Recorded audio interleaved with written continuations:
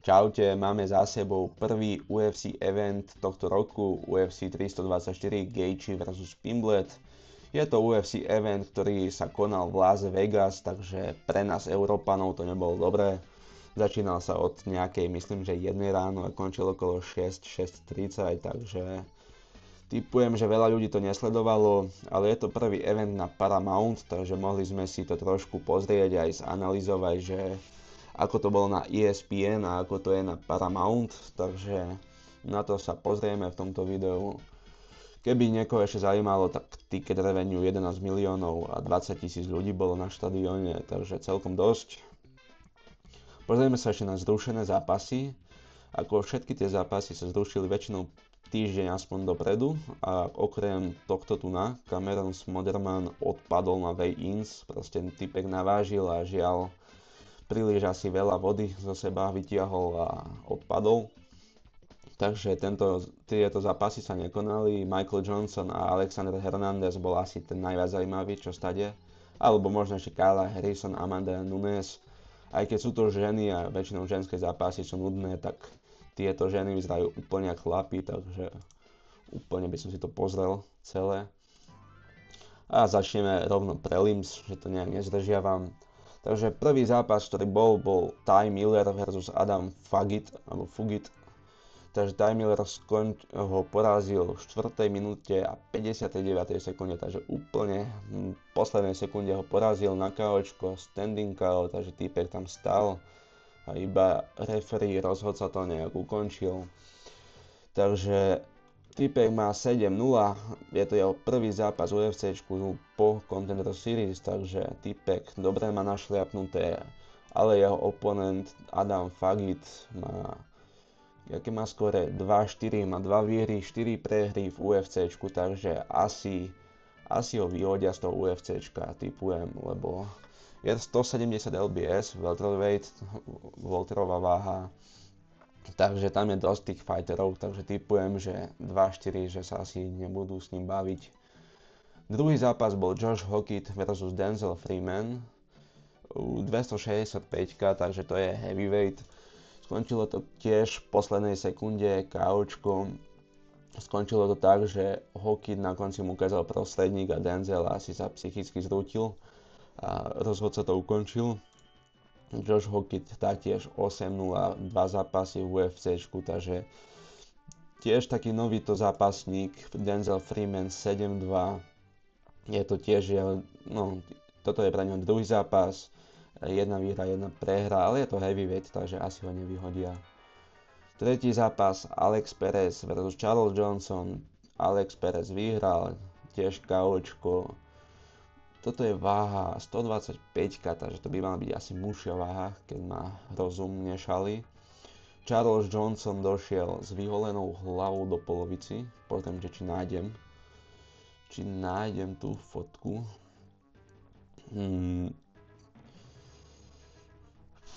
Pre tých, ktorí iba počúvajú do pozadia, tak týpek vyholená hlava do 3/4 a nechal si iba zadné vlasy, úplne jak Ronaldo Účes, ale naopak. Žiaľ prehral, takže asi sa mu to nevyplatilo.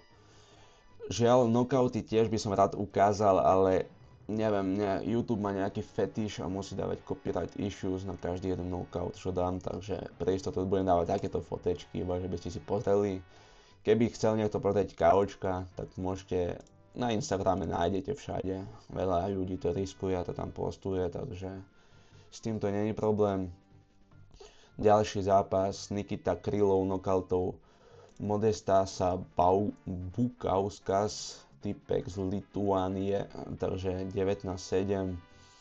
Typek mal dobre našliapnuté, mal 7 výhier, aj keď má dosť tých prehier, ale on bol v UFCčku, nebol v UFCčku, potom došiel do toho UFCčka naspäť a vyhral 1, 2, 3, 4, 5, 6 zápasov a bol 6 výhier, 1 prehru.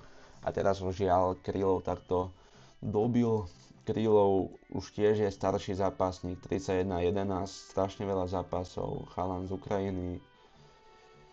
Pozrieme sa na to, má 2 prehry posledné, keď nerátame túto výhru nad Guskovom, nad Reyesom, ale tak stále sa bije s tými top dogs, takže tam tam nie je čo riešiť, dobrý zápasník, žiaľ o titul to asi nevyzerá tak skoro, ale stále je sranda na ňo pozerať. Takže dostávame sa mimo kaučok, ideme na Decisions. Ateba Gautier, pokiaľ neviete, tak je to nový týpek, je to týpek z Afriky, z Kamerunu. Je to jeho 1, 2, 3, 4, 4. zápas plus Contender Series všetkých knockoutov. Teraz prvý decision, jeho prvá decision výhra v tejto kariére a je to nad Rusom Puljajevom, ktorý len tak prežil, dostával fakt, že biedu celý zápas, ale no, nejak to prežil. Je 1-2 v posledných zápasoch, neviem, asi ešte dostane podľa mňa jednu šancu, alebo proste ho vyhodia na surovku. Má síce decisions, čo UFC veľmi nemá rado, 3 decisions zo 4 zápasov, no žiaľ, asi nič z neho. Takže idem naspäť. Takže prvý veľký zápas, aj keď to stále bol na prelims, chudáka takto vyhodili, ich oboch vyhodili. Umar Nurmagomedov bol druhý v rebríčku v tomto.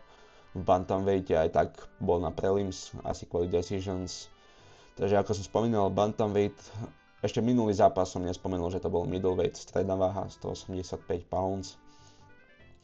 A ideme na týchto, Umar Nurmagomedov vyhral nad Davisonom Figueiredom. Bolo to decision, bol to nudnejší zápas, nebudeme si klamať, ale je to Nurmagomedov škola, takže chápeme, nič iné sme nečakali, ale o titul to asi ešte nebude pre Umara, žiaľ, je tam príliš veľa tých ľudí, ktorí majú možno väčšie práva na ten titulový zápas, takže uvidíme, čo tam Dana White poskúša, čo tam poskladá a tak.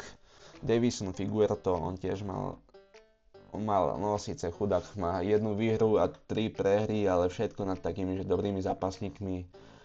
A väčšinou sú, že decisions, takže ako pre neho to veľmi dobre nevyzerá, ale jeho nevyhodia, lebo on je príliš dlho v tom top, s tými top Contender Series i s top zápasníkmi. Takže typek asi ostane, bude taký, že bude prehrávať, vyhrávať na tej top úrovni, ale taký gatekeeper, ako sa hovorí. Ďalší zápas, 7. v poradí, Joan Silva vs Arnold Allen. Aj keď je to, že decision, bolo to neskutočná vojna, celé som to pozeral. Na konci Joan Silva to ukončil tým, že skočil typkovi na chrbát, to som ešte nevidel, pravdu povediac. Neviem, či to tu je. No to už len také, že jak zaskočil z jeho chrbátu, ale je to halus, no. Bola to vojna, úprimne, ako Silva to vyhral. Nebolo to až tak, že jednoznačne, ale dá sa povedať, že hej. Ako dali mu tam, že 30-27, čo s tým asi nesúhlasím, skôr tak 29-28 Silva, ale predsa to vyhral. Pre Silvu to znamená, naposledy mal KO prehru, takže možno pôjde nejaký, že zápas, keby o titulový zápas, že ešte jeden zápas mu treba a potom už môže ísť o titul. Ale tak uvidíme, typek zábavný, takže robí šovku. Arnold Allen na druhú stranu, strašne dobrý zápasník, ale 1-3 v posledných 4 zápasoch, takže veľmi sa mu nedarí. Ale zase proti zabijakom išiel, takže nie je mu čo vytýkať. Takže uvidíme, Arnold Allen pôjde asi nejakú záchranu o top 15, že by ostal stále ako ranked. Ale on podľa mňa má v pohode na top 10, jak je teraz. Teraz neviem, či není top 8, neviem, či 8 není, keď sa pozrieme na UFC ranking, síce keď mám zapnuté. Pozrieme sa na to.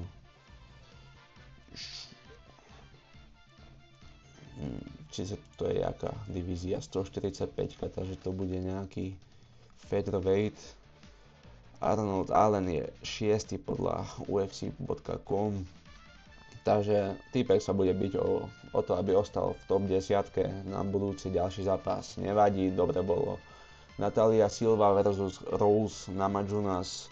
Týpka zmenila superku na poslednú chvíľu, Natalia Silva to využila, decision vyhrá.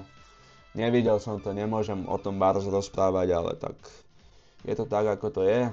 Valdo Cortés Acosta versus Derrick Lewis. Valdo je taký, že novší zápasník, ale týpek je neskutočne aktívny. minulého roku mal, že 1, 2, 3, 4, 5 zápasy, teraz tiež v januári začína sa byť, takže neskutočná aktivita. Samé výhry, iba jedna prehra, je to decision nad Sergejom Pavlovičom, čo nie je vôbec hanba. Takže uvidíme, čo s ním. Aj keď KOčko bolo také pofiderné, Derrick Lewis bolo, aké by sa vzdal. Akože dosť strašné delovky si tam vymieniali a proste potom na konci dal takú iba slabú a to položilo Derricka Lewisa, ktorý sa už ani nepostavil. Takže neviem, také dosť kontroverzné, aj ľudia to dosť rozberali v komentároch. Samozrejme Derrick Lewis je taký, že raz vyhrá, raz prehrá, je to taký journeyman, ako sa hovorí, takže on tam ostane, kde je, raz vyhraje, raz prehrá, s tým, že má zábavný štýl boja, takže UFCčko si ho nechá, aj keby čo sa dialo. Takže ideme na predposledný zápas, tzv. Co-main event Sean O'Malley, Yadong Song. Sean O'Malley by nemal ani byť na co-main evente, ale tak vďaka Kyle Harrison, že sa zranil, tak došiel tu Sean O'Malley. Sean O'Malley 19-3. Po dvoch prehrách konečne výhra, celkom presvedčivo, aj keď išiel na decision, ale tak nie je sa čomu čudovať, potreboval na istotku, ako to sám povedal potom v post interview, potreboval vyhrať, potreboval na 100%, že by išiel o titul. Sean O'Malley je Američan, takže ďalší zápas pôjde na White House podľa všetkého.